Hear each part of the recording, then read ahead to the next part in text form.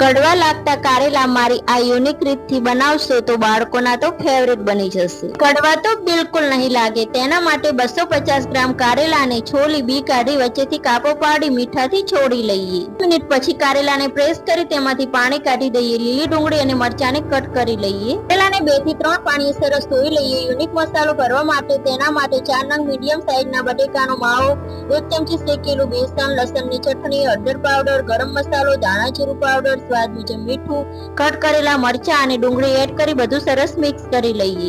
કારેલામાં મસાલો ભરી લઈએ। વઘાર માટે કુકરમાં 3 ચમચી તેલ, રાઈ, જીરું, હિંગ, લસણની ચટણી, ઓનિયન ટામેટાની પ્યુરી એડ કરી તેલ છૂટું પડે ત્યાં સુધી સાંતળવા દઈએ। પેલા કારેલા, સ્વાદ મુજબ મીઠું, 1 ગ્લાસ પાણી એડ કરી સ્લો ગેસની ફ્લેમ ઉપર 2 વિસલ વગાડી લઈએ। યુનિક મસાલાથી ભરેલા ગરમા ગરમ કારેલાનું શાક રેડી છે।